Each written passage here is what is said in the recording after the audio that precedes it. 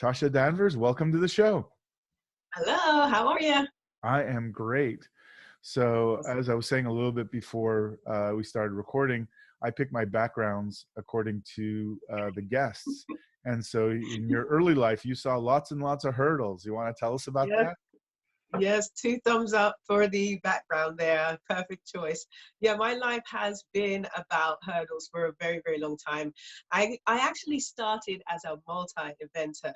I started doing the pentathlon and things like that because, when you're a youngster, everyone says try as many things as you can because you never know what it is that you're going to be good at.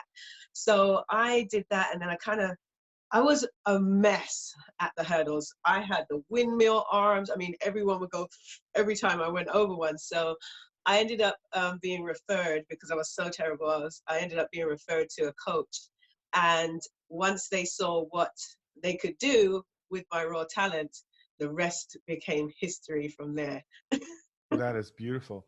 Well, I started watching the hurdlers when this is dating myself for sure. When Edwin Moses was just Yes, eating it great up. one to So watch. yes. So since then, I was always when the Olympics were on, I would made sure to see the hurdle. So Right, right. I guess the first time I saw you was winning an Olympic medal. So I Yes. guess we should start with that. How was that? I guess it was awesome, right? Well, yeah, it was, the first time I competed in the Olympics was in 2000. And I had because I kind of take a relaxed approach to high pressure situations just so I can stay in control. That's something that I learned as a kid. So I was, in the mode when I was going to my first Olympics. So, don't worry about it. It's just another race. 10 hurdles, one lap around the track, big deal. What's the, that's literally how I was my first Olympics. And then everyone was going on and on about this Olympic spirit and, oh, you're going to be nervous and all this. And I'm like, whatever. So I get there for the first round, and it was Sydney, Australia in 2000. And I think Sydney had 110,000 people seated stadium. So they're bringing us out, and I'm still at that point where I'm kind of chill. And literally, we come through a tunnel, so you can imagine it's all kind of enclosed, and then all of a sudden you're out into this massive 110 seater, 110,000 seater stadium. And I changed my mind at that point. I was like, yeah, there's definitely an Olympic spirit for sure.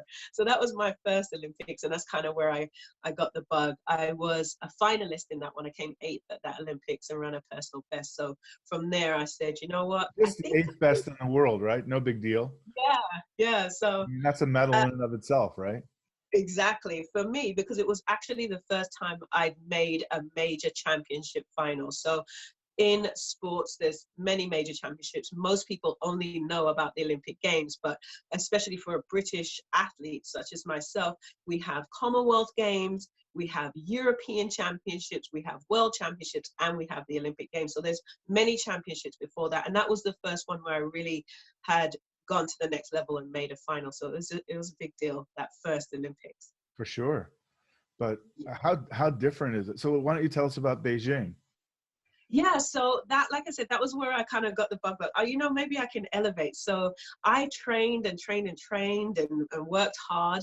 And the next Olympics were to be in 2004 in Athens, but a little glitch in the system. I got pregnant and had my son in 2004, so I couldn't attend that. But mind you, I thought I'm so crazy sometimes. I thought I actually could do it. I was like, I'll only be 6 months pregnant. I did some research. I found out that another athlete had competed 6 months pregnant, so I kept training till I was about 7 months, and I was out there, and I was like, yeah, I don't know what she looked like, but this belly ain't running anywhere, like especially not Uh, the hurdles. Now So you didn't name him Glitch though, right? He didn't. no, I didn't name him Glitch or Olympiad or Champion or any of the suggestions that people gave me. His name is actually Jaden, so none of that.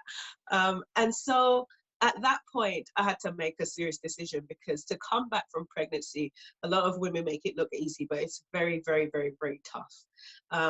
Even though I had trained at least until I was very close to giving birth when I stopped training.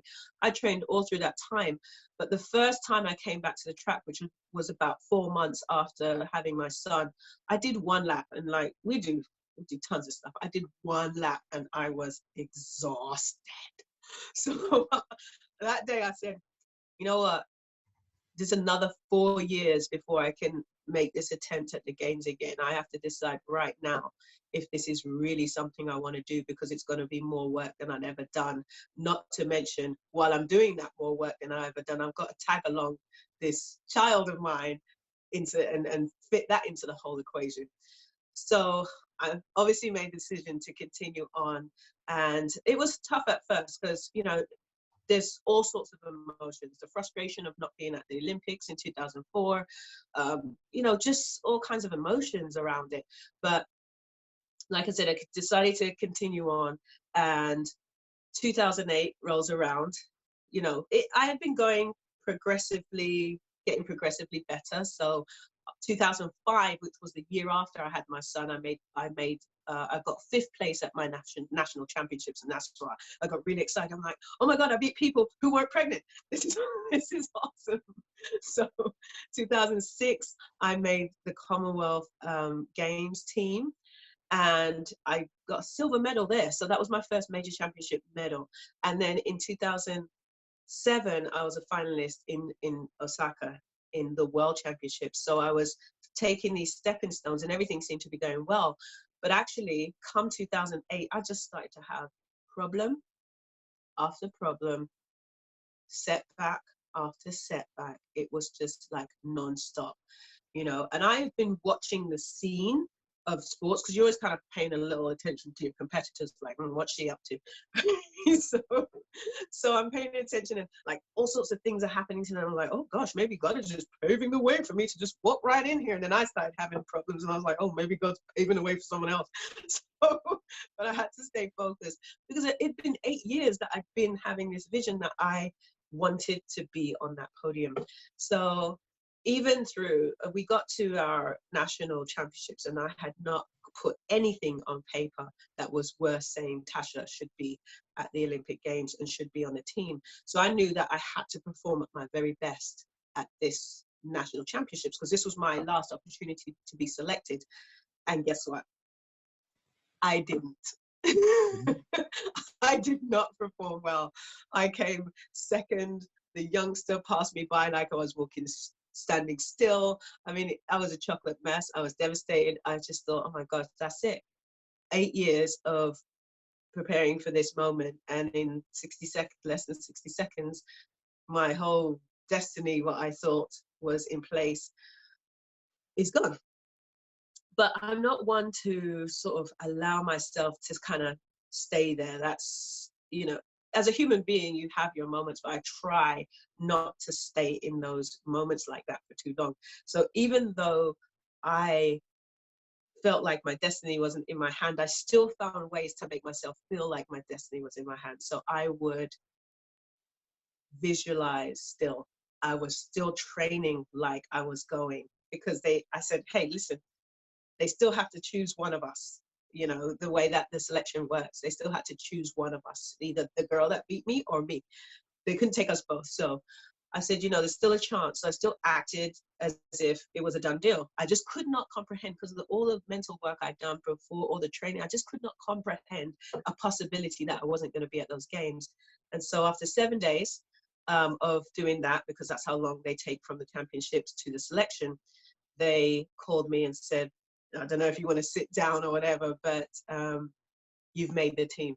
And no, I was so excited. That's amazing. Even when I got to the games, I still didn't know how I was going to compete, because I'd had such a bad year. I just didn't know how it was going to go. But doctors had been working with me all from between that time until I got to the games. And once I went around that track for that first time at the Bird's Nest in Beijing, China, and I did a performance that was respectable, I said, okay, now we got it. Now. Yeah. So did you either at that time or later find out what it was that had them select you? Yeah, they said I picked up some kind of virus or something, I don't know what, but the doctors seemed to know what they were talking about.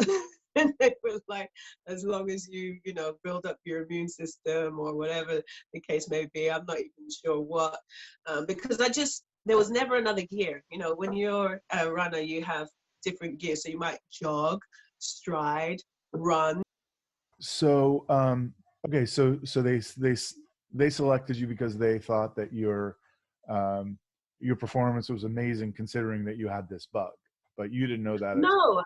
actually, that is not the reason why. And this is why I try to teach my son this. Be careful how you are behaving all along the way, because someone's always watching, right? And it wasn't that my performance was so amazing. It was that they had seen how I had performed over the history of my career through tough times and through good times, and how I was able, even when things were challenging or when I had setbacks or injuries, I never gave up, and I always somehow came out and was able to perform my best. Now, the other girl, she was younger. She'd never been to a major championship before. So for them, that was a bigger question mark. So if I had been a person who sort of like gave up at the first sign of trouble, if I had maybe along the way, you know, got consumed by challenges and hurdles and obstacles and roadblocks, they probably would have picked her. There was, in fact, when the team list came out in the media, because it's always, you know, put out into the BBC and whoever else, the head coach of the team got 42 texts within 1 hour asking why I was on the team. So that tells you how much of an absurd choice it seemed to everyone else. But yes, it, you know, that's, like I said, that's why it's so important to always be trying your best, because even if you fail, people can see the effort. And when people see your effort, they want to help you, and they can see that you're on a path and a trajectory that speaks success. Yeah, well, I'm sure we'll get into it a little bit further, but what's amazing about Olympic athletes in general, and you in particular, is the life lessons that it gives you that apply not just to going from point A to point B over some hurdles really quickly, but the Yeah. mental toughness and the lessons that you get along the way, that those are, I don't know, we'll see what you think, but more valuable than any of the momentary, you know, highs of winning. Yes? Yes, absolutely. I think one of the things that was actually difficult for me was understanding exactly what you're saying, that these things that I've learned and these ways of being that I apply to track and field can be applied to everyday life. So I kind of struggled afterwards, because I thought that I had to have a different way of being to succeed in the world outside. And it was hard for me to figure out, well, this is what I did when I was an athlete. So if I just do those types of things, apply those things to different areas of my life, I can have the same kind of success. Because I thought it after a while, it becomes second nature. So you don't realize that it's even a thing. You know, the Completely. fact that you push through, the fact that you don't give up, you think everyone's like that. And I realized that after having some conversations with my friends, I would always say, you think everyone just thinks like that? And I'm like, don't they? Everyone doesn't want to try harder, whatever it might be. So there are definitely life lessons, and I'm still actually figuring this all out, still, you know, in certain areas of my life, still learning, and a work in progress in terms of taking everything that I've learned as an athlete and being able to figure out where does that apply and how can that help me in my life, in everyday life.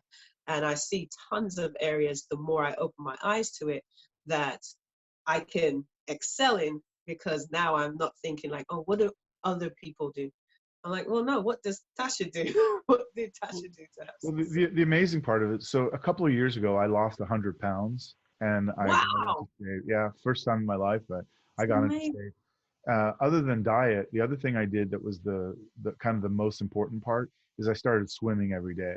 So Nice. for 1 year, the only times I didn't swim were the days the pool was closed. I didn't miss any other day.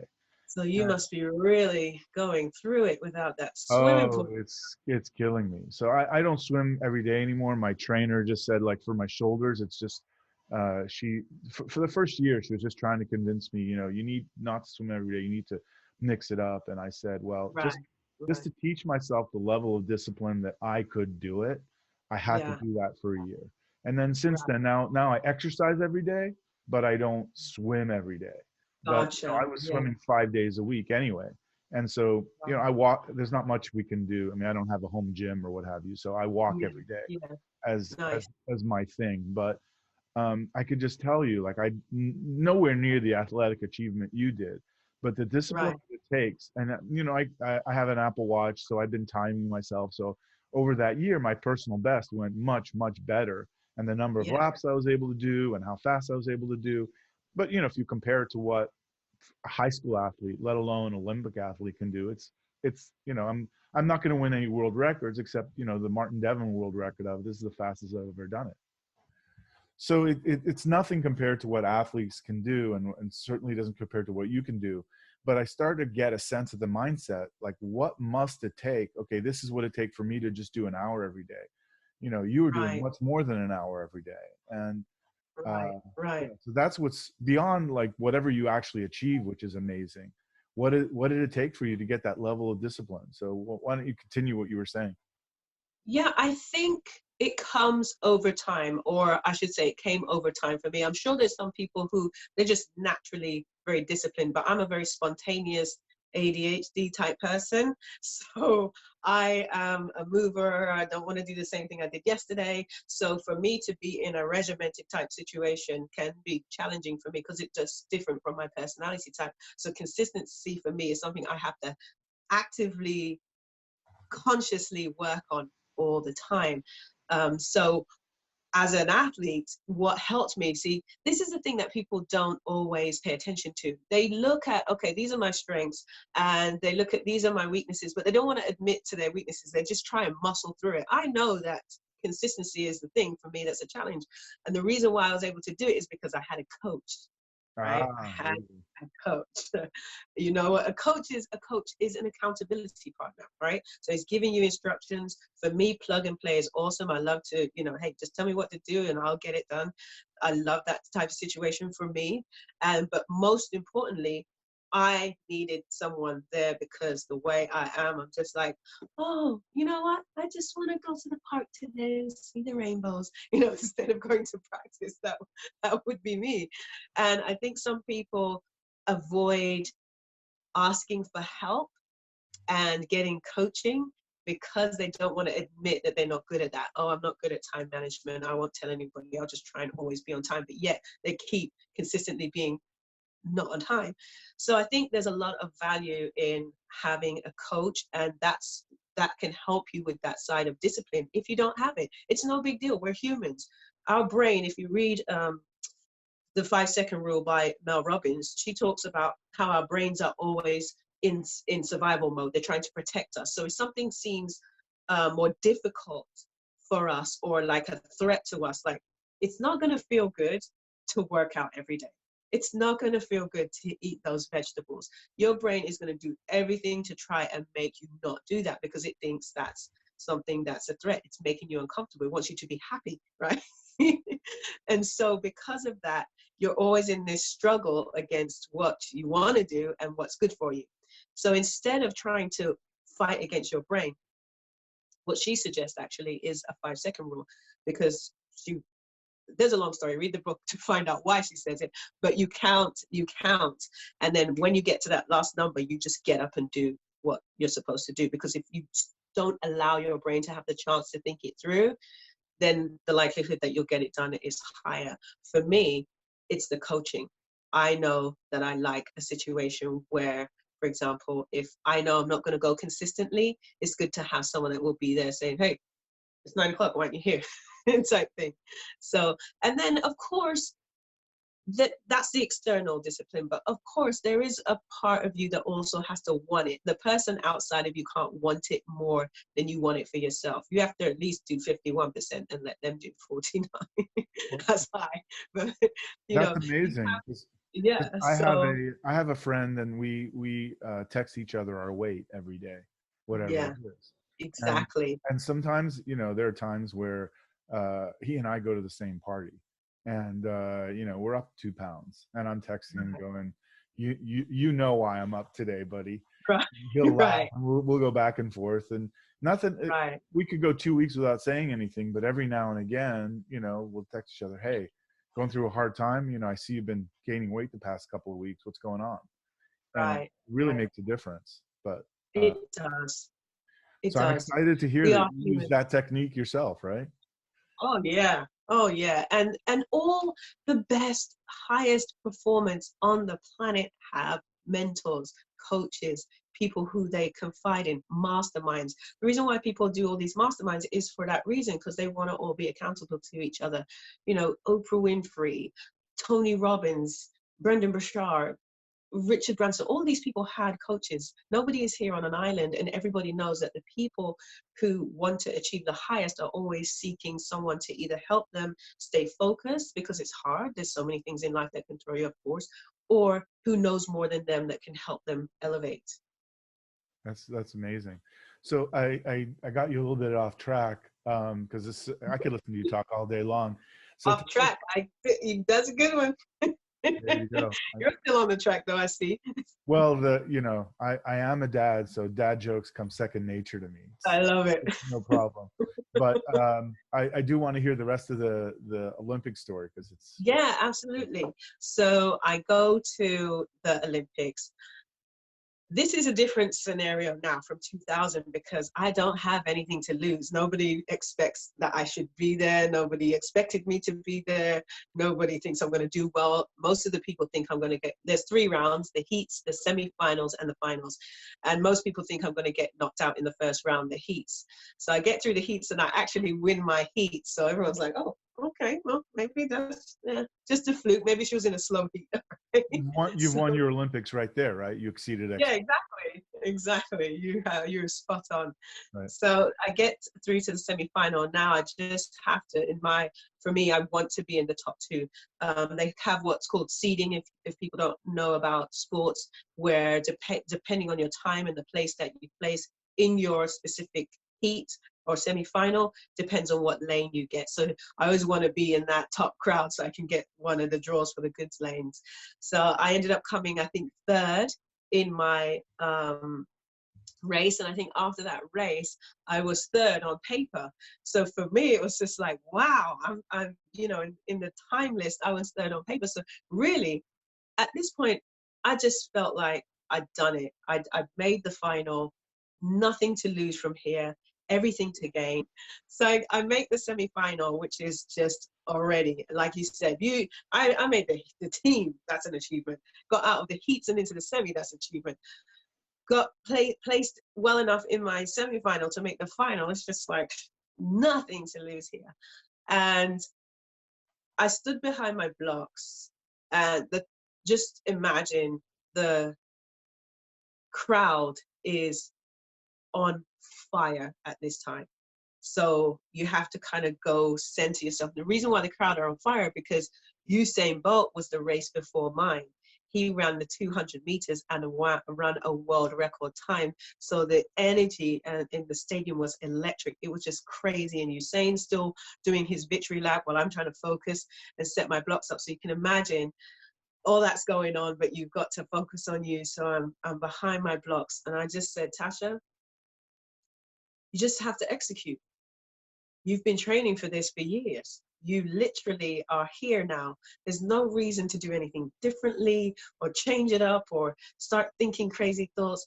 Just execute what you've always done. 10 hurdles, 1 lap of the track. You've already won. Anything from here is sprinkles and a cherry on top. Right?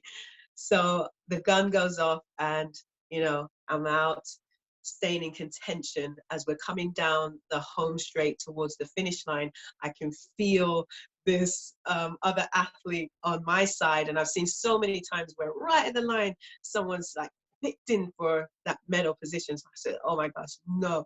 And I kind of took a peek at the big screen and I'm like muscling down, and across the line, I'm gaining on 2nd place. There wasn't enough track left to actually catch her, but I ended up getting the bronze medal, and it was actually a 1/10 of a second between myself and silver, which in track and field terms is a lifetime. It could be a lifetime, but it was great. When I spoke to some of the people that run the center where I was training at the time, they had been watching the Olympics and obviously watching the British contingency. And when there was one girl that got gold, and they said everyone cheered, but they said when I got bronze, the roof came off.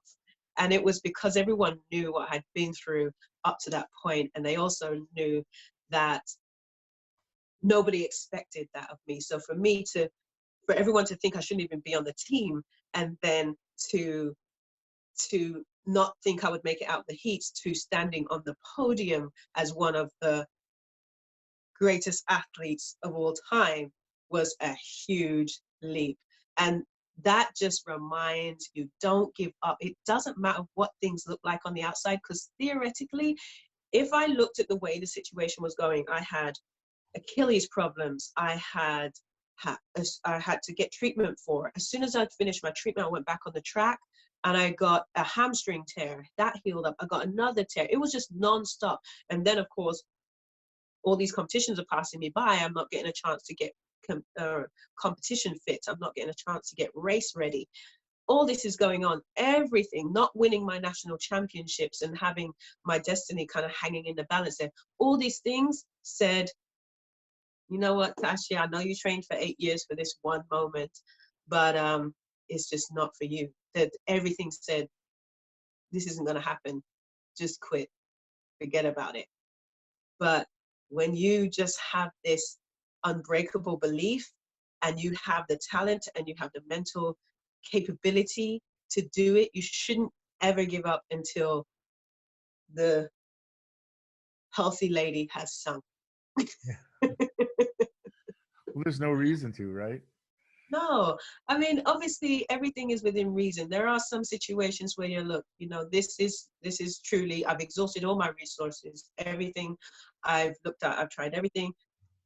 And this is just something that's not going to happen. There are situations like that. Nothing is in a vacuum. Nothing is just 100% absolute. But if this is something that you feel in your heart you're supposed to be doing, but things just aren't going right, that's definitely not a reason to give up just yet. So what happens when you get off the podium? Like, what happens next? How do you celebrate? Did you have more races to do? Yes, after a major championship, there are always Grand Prix races on the circuit. So you go and try and, you know, collect a little bit of change here and there, get some prize money and things like that. A lot of appearances, a lot of interviews. Your home country will want to meet you. The BBC will want to talk to you, all that kind of stuff. We also had a parade for all the Olympians, and they, you know, drove us on buses, open top buses through the streets of London. And also you get to go to Buckingham Palace, and the Queen comes around and kind of does her thing. Did you get a chance to chat with her? Not really. I've actually met her twice, but we never really spoke. She kind of just said hello and then kept it moving, which is all right. You can't give her a call and say, let's go shopping on the Wednesday. No, but there's a few more people I'd want to hang out with first, if I'm honest. I get you. But going back to Beijing, so you win, you come off the podium, your family was there, I assume. So who did you have with you? No, actually, my family wasn't there, and I had to go to drug testing after the race was finished. So while I was in drug testing, I called my dad, and I said, Dad, did you see my race? He says, yes, but did you see Usain Bolt? Oh, hang on a minute. See, my parents are Jamaican, so he's like super hyped about that too. But, you know, I always tease him about that. He was just like, no, I meant, was it inspiring you to run? I'm like, yeah, okay, Dad. Yeah, so most of, all of my family had to celebrate from afar, but it was just as meaningful to them. And how old was your son at this point? My son would have been 3 or 4 around this time. Yeah, because I had him in 2004 and 2008. Sorry? Does he remember it at all? I don't know if he remembers it, but afterwards, he would also always introduce me, even with his little 4-year-old self. He would say, hi, this is my mommy. She's a gold medalist. And I'm like, I'm not gold, but I'll take it. There you go. Well, you're a gold medalist mommy, so that's for sure. There you go. I'll take that. Exactly. Yeah. So now, you're done with your dad, and you're, you know, talking to your family. What was it like in the village? So now you've done what you need to do. Yeah, well, I'm usually on a relay team. So after that, you kind of still want to not go too crazy, because the relay's that last event. So you still have to kind of Focus. be in control. But once all the events are done, you can kind of just enjoy the moment, because when I'm preparing, I don't do a lot of stuff. I know a lot of athletes, they'll visit the town, they'll go see the sites. I don't do any of that stuff. I just stay in my room, go get food, come back. That's it. So most of the countries that I've been to over the 20 years I was an athlete, I have no idea what they look like. I only know what the inside of my hotel room looked like and the track. So my goal, one of my things on my bucket list, is to go and visit some of these countries and actually see them and enjoy the beauty of them. So yeah, the village is really nice. You get to see so many people from so many different backgrounds, and there's so many different sports. So, people of all shapes and sizes. You've got the tiny little gymnasts, you've got the huge basketball players. It's like a athlete farm. It's crazy, but it's fun. It's definitely fun. It's pretty interesting. The only actually Olympics I went to was the Montreal Olympics, and I took my Wow. brother. I don't even know if he remembers it, but we went to a couple of events together. How old would I have been? Probably about 12 years old. So I took my brother, who would have been Right. 8 at the time. I'm sure he does remember.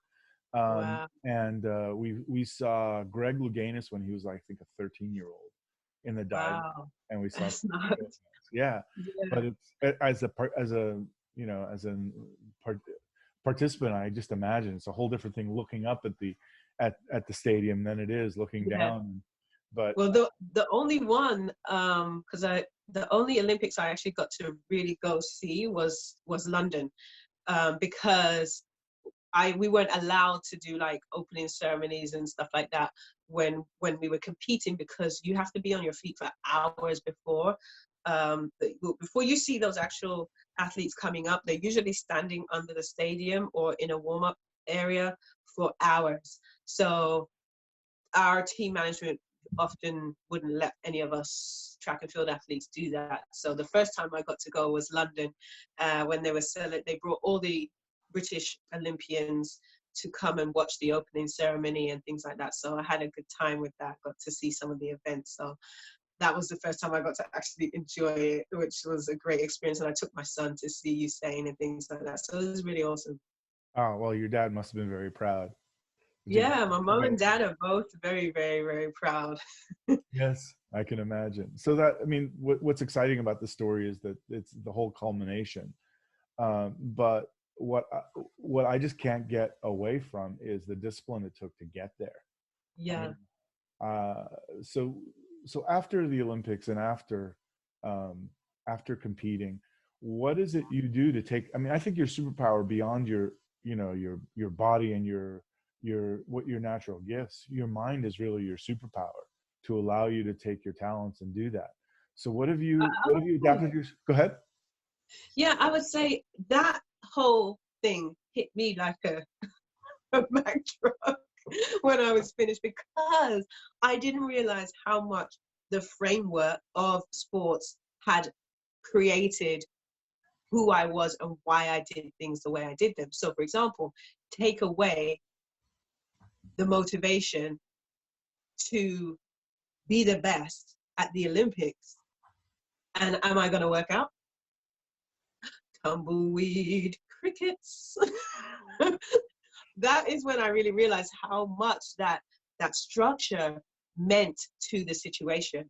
And so once I finished, I realized, because I used to be like, people are saying, oh, I want to work out, I should work out. Well, just work out. What's the big deal? Go work out after work. When I had a job after finishing sports, I was like, I am not working out after work. That's crazy. So I started to see what it was like to live life as a quote unquote normal human being, a non-athlete. And I started to really have a lot more compassion for people in general, and what we go through and how hard it is, like you said, to have that type of discipline. But there came a certain point where I had to realize, okay, well, what was it that made me do that? I had a goal that really meant a lot to me, right? Okay. Were there days during that time where I didn't feel like doing that? I did not feel like working towards that goal. Absolutely 100%. There were tons of times I didn't want to train. In fact, in 2003, I was number 6 in the world, number 1 in my country, and I wanted to quit. I didn't want to do it anymore. So there's always those times. That's part of the human experience. So what did I have in place to create success anyway? I had a coach. So what I need now as a non-athlete to get done the things I want to do, I need a goal that has a really big reason behind it, a really big why. We always hear people talking about why, but we have that because it's very important. So you have a really important goal, you have a really important reason for doing that goal, and you understand where your weaknesses are, where you can fall off, and you put things in place to alleviate that, and you know where your strengths are, and you use those to help propel you forward. So that's how I've had to handle, and it takes work. It's not just because I'm an athlete I just like, oh, I got this, girl, don't worry about me, I got, no. It's not like that. So it took work because it was a new arena, and my confidence in athletics was very different from my confidence outside of sports. I was in a new area where I felt like if it was athletics, I know this like the back of my hand, I'm 100% confident here, but is it about teaching people, or about, you know, coaching people, or working out again, or whatever this new goal is that I would have? I didn't have the same kind of confidence that I was the best at it, or I really knew everything I needed to know.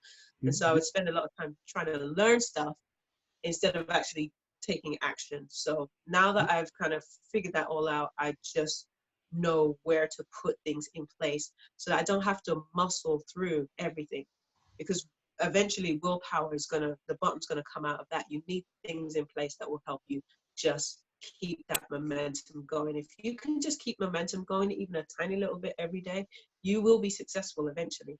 But it's setting up a system that allows success to take place. Oh, that's amazing.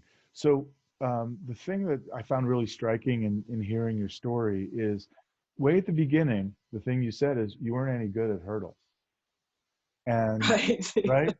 And so now you, Yeah. you just finished being, you know, the best in your country for a while, and an Olympian, and with all this acclaim, parades, meeting the Queen, the whole deal. Yeah. And now you're doing a new job. Were you able to remember that you actually started out not being good at hurdles? And did you Yeah, give yourself the absolutely. permission? And there I was mean, not always just, a baseline talent level. You know, there's always a baseline talent. And I think people should pay attention to where their strengths are, whether it's speaking. You know, and I don't mean public speaking. I was at a courthouse once, and I remember the lady behind the counter, she had just such wonderful way with people. And these people were being awful, rude and obnoxious. And she just had a great way. And that was like her strength. That was like her superpower, her talent. So I think it's important for people to pay attention to where their strengths are, where their talent lies, what things they're excited to do. What would they do if money wasn't an object, if contacts wasn't an issue, if time wasn't an issue, if there were no issues, what would be the things that you would do? And that's probably the area that you should start heading in and looking in, because all the other stuff, the money, the freedom, all that stuff will come eventually if you can focus enough of your natural talent and your drive into your areas where you're naturally talented. So there was always some underlying talent, but I wasn't technically good. You know, it's like someone may be a great speaker, but they didn't just wake up one day and like, oh yeah, now I'm Les Brown. They, you know, it took some fine tuning and skill. It takes work. No matter how talented you are, it still takes work. So there's that. And so, yes, I wasn't the best at that time. I didn't even want to do the hurdles. In fact, the only reason why I ended up doing the hurdles is because I had a crazy coach at the time, and he said, if you don't specialize, I was 15 or 14. He said, if you don't specialize, you're going to get hurt. And then, which I don't recommend at 14 specializing unless you're in a sport where, you know, the maximum age is 15 or something like gymnastics. But that's why I ended up doing only the hurdles. I think I could have been actually a quite good multi-eventer, but that's another story. And so because of that, now you get the coaching. Remember I said earlier, you find someone that's above your knowledge level and your skill level that can help you. So then coaches started to work with me to become a hurdler, and just over time that progressed. I actually think I still didn't get to what I could had the potential to achieve through my career. I think I actually could have achieved more, but again, that's a whole nother show. Yeah, well, there you But go. you know, you do Well, what you can. You do what you'll you have can. to come back and we'll talk about that specifically. Yeah, But well, you know, Tokyo's well, just around the corner. yeah, but the one thing I'm hearing, so a theme of that I'm trying to develop through these shows is, you know, when I think about my own experience, I didn't lose 100 pounds in a day. I lost, Right. you know, a pound and a half a week, and Yeah. so you know, I started to look at how do you, the way I do that is by winning the day. And if Right. in 7 days I win 6 of them, I'm going to get to my goal. And so it was just, that's where the swimming every day came from. It's like, how do I win the day? And I hear Yes. a lot of I lessons that you love have that. where you set up systems for yourself on how you win the day. So how do you win the day? Well, I actually have a chart which I is something that I learned and picked up from Darren Hardy, and it's kind of has the bunch of things that I know if I do these things consistently will help me long term. And so I just have a goal of how many times I want to achieve that a week, and I just sort of check them off as I achieve them. So that for me, someone who like I will literally have something that I'm like adamant I'm going to read every day, and I'll forget for one day, and then I won't even remember I wanted to read every day for a week. So it's just, don't ask me, right? But I know that's a thing, that's a weakness. So I have a list, I have a thing in place that will help me stay in my system. And so I do that. Other people, different things work for different people, but that's kind of how I stay in that consistent space like you're talking about. So specifically, you know, around being locked down, being quarantined, have you got some specific goals you're working on, and like, what does it look like winning today? Yes, and I love that you win the day, man. You gotta let me steal that. All right. I think that is so on point. And it's sometimes you have to, you know, people say, oh, focus on your goals. Sometimes you have to look away from your goals and actually look down and deal with the moment. And I say look down because I'm thinking about the time when I climbed Mount Kilimanjaro. There was Kilimanjaro, for people who don't know, it's the second largest mountain in the world. Excuse me. And I was asked to climb it for a charity, and I said yes. And so at that point, my goal was to get to the top. Now, lots of things happened. There were 17 of us, and only 5 of us made it to the top, and I was the first one there. And it wasn't because I'm athletic, because at this point I'd been retired for a long time. I was eating McDonald's 3 times a day. It was a mess. I was splurging out. I had not worked out, but I had a goal that I wanted to get to the top. That's it. But there came a point after, I think it was 4 or 5 days of walking, and these are 15-hour days, 10-hour days. They are long days of nonstop walking.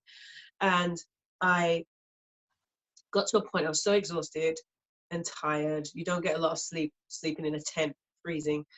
Um, and I looked up, and I was just, this whole sinking feeling came over me. And I thought, I'm not going to make it.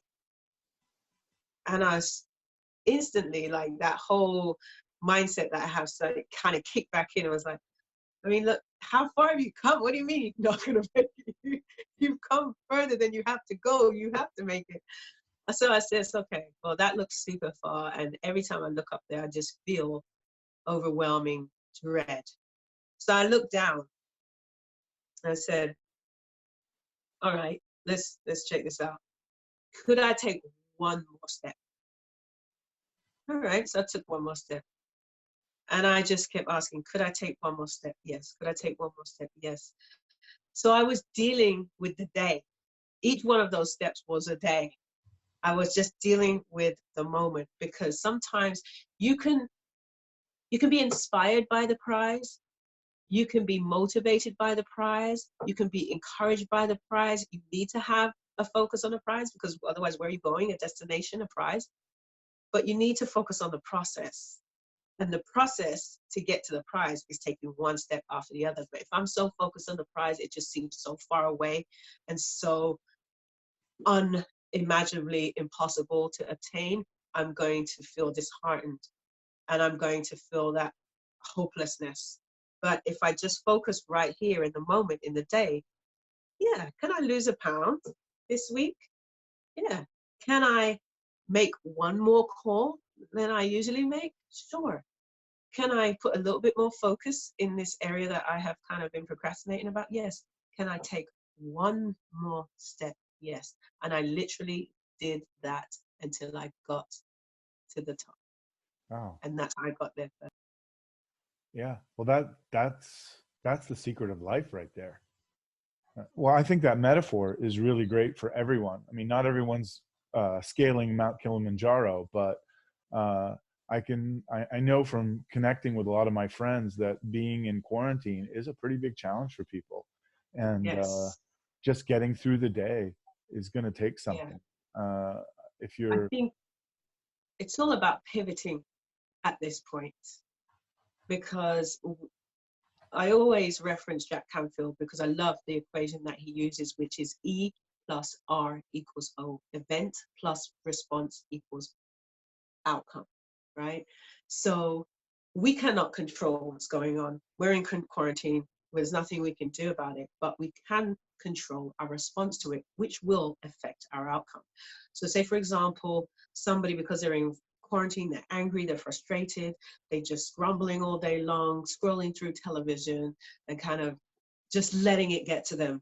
Their outcome at the end of when this all is over is there's not going to be much that has happened in terms of progress. Another person might say, man, this is great. I get to spend more time at home. I get to focus on things I want to focus on. I can start working. I can start painting. I been wanting to draw for ages. I've been wanting to do home workouts. YouTube has a million home workouts. I've been, and they have a completely different mindset. I guarantee you, their outcome is going to be different. So yes, there are things that we won't have control over, but we definitely can control the things that we can control. Like the serenity prayer says, it says, God grant me the serenity to accept the things I cannot change, the courage to change the things I can, and the wisdom to know the difference. So we can complain and be frustrated all we want about things that we can't control, but it doesn't help us. What helps us is to get clear about what we do have control over and take advantage of those things. And this is actually such an opportunity for so many people. There are businesses that are booming right now because of this. So we got to pivot and say, okay, how can this challenging time make me greater? What could I do to come out of this better than I was before? What things have I been putting on the side because I said I didn't have the time? Now I got the time. What am I going to do with it? Because I always say the real test of character is how we behave when things are difficult, not when things are easy. Everybody can act nice when things are easy. Everybody could do well when things are easy. But how are we going to behave when things are challenging? oh, I love that. So let's pivot. Let's hear more about what you're doing now. Yeah, so right now, I myself, because I was in that same situation, I was working at a company where I was doing long days, long hours, had all the excuses in the world why I wasn't focusing on my own stuff. So now I'm putting a lot of attention into my coaching programs and putting a lot of attention into building out a lot of the things that I have been taking a longer time to do because I didn't have time like everybody else, right? So now I'm making sure I'm aligning all that stuff, coaching, putting up more content, seeing how I can bring value to other people, working with people in that sense, and kind of just helping. Now that I understand that the tools that I learned as an athlete are tools that I can share because they don't necessarily come second nature to other people. Now that I've over the years seen how that can be beneficial to others, just putting myself in a position to be able to support other people in achieving their dreams, whether you just want to be the best hairdresser in the tiny little town you live in, or you want to be the CEO of a Fortune 500 company, whatever it is, how can you get from where you are now to there? And I want to support people in being able to do that through the systems and tools and strategies and mindset, specifically, especially mindset work, through what I learned from my Olympic experiences. So can you tell us more about, so if someone that's watching this now is interested in in your coaching program. So what does it look like, and how would they get a hold of you? Yes. So when I start out, it's all about really understanding the individual, because you have to know what race is this person running. If I went to a track and the coach just says, okay, start doing this and grab that pole over there. I'm like, but I'm a hurdler. I'm like, no, grab that pole over there. I want you to jump over that bar, pole vault about 5 times. You're going to be excellent. You regret this. That's not going to work. So it really, in the initial stages, we want to really feel out what is it you're trying to achieve, what's been holding you back, all those types of things. We want to get down to the nitty gritty. And then depending on the particular individual, I will put things in place and we'll work together in figuring out what makes the most sense and what is required for that journey. So some people need very hands-on, like, constant, hey, what's going on? What's going on? Some people like, just tell me what to do and I'll be fine. I will do that to a degree, but the whole idea is that you don't need me after a certain point. I shouldn't be like this handbag you're carrying around. Yeah, I'll be fine as long as she's here. You want to be able to get to a point where you can do all this and the mindset work comes naturally. I was working with a young girl. She had a lot of anxiety around sports, and she would literally be physically sick. She would, get super quiet, the nerves, she would run terrible. So I did a lot of work with her on mindset, of goal setting, on affirmations, and she was starting to actually really start to see shifts and changes. And of course, as something seems so small until someone brings it to your attention. So, just being able to have those conversations with her and put things in place for her to do repetitively. There's a lot of science behind the types of things that I do when I work with clients, and it's to see this shift is just amazing. Unfortunately, because of the COVID-19, her season was cancelled, but just to see, even in that small space of time that we had the opportunity to do that kind of work, she was starting to see shifts and changes. And with that momentum, it builds on itself. And so we just work together to reach a common goal. And as students are learning, I'm learning with them as well. When I hear back certain things, they're teaching me as well. So it's always a two-way street in that sense. We can learn from each other. But my goal ultimately is to, once they let me know, okay, this is where I'm trying to get to, this is where the struggle has been, I'll help them implement things so they can actually take action and have accountability to create the life that they want to create. It all comes down to action in the end, and mindset. Action is born from your thoughts, because you act based on the way you think. And so I always deal with the mindset and the thinking first. That's really good. So do you do speaking events as well?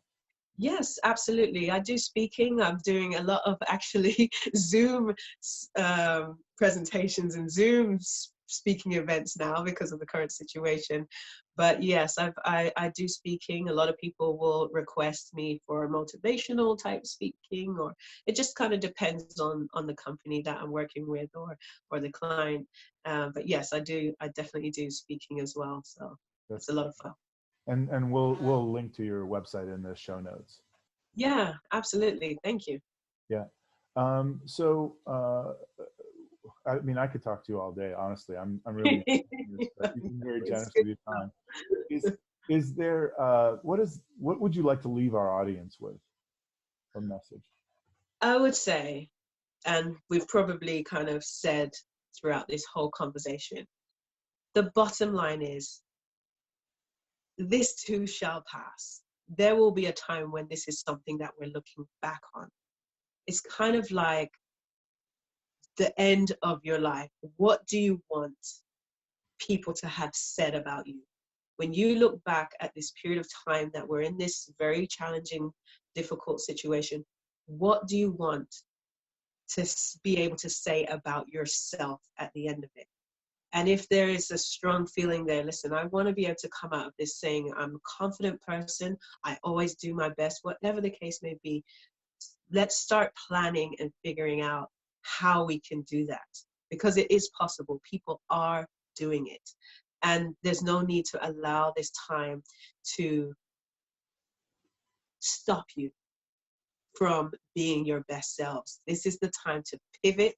The obstacle is the way. That's a book that you should probably check out, and it's an opportunity to really see yourself grow, really start putting things in place that can change your life forever. If you look back in history, there's so many people that when everyone else was challenged, when everyone else was stressing out and scrambling around in fear, they stayed focused, they had a goal, they knew what they wanted to achieve, and because they did not allow all this outside mayhem to affect them, they were able to move on. So in a nutshell, don't give up, create something that you're going after. And in fact, why not do that little exercise? It's an exercise of creating your own eulogy. I know it sounds kind of like, ooh, but write what it is you want people to say about you when you're gone. Write it out and get really clear about that. Okay, when I'm gone, this is what I want people to stand up and say. And then today, take at least one action every single day that will get you closer to becoming that individual. Oh, I love that. I tell you what, as soon as we're done with this interview, I'm going to go work out. I'm just so inspired. Yeah, but it's really clear idea. If you want to win your life, not just win your day, figure out, what do you want to be remembered for? And guess what? Yeah. Once you achieve that, you can write that again. Now, what do you want to be remembered for? Exactly. So when you were 15, exactly. you might have said you want to be, remembered as an Olympic champion. But once you were done with that, you had a whole new life. Exactly. Now It's like you said, take one day at a time. Exactly. One day. Just win the day. And guess what? If you don't win the day, it's not the end of the world, right? Be kind to yourself.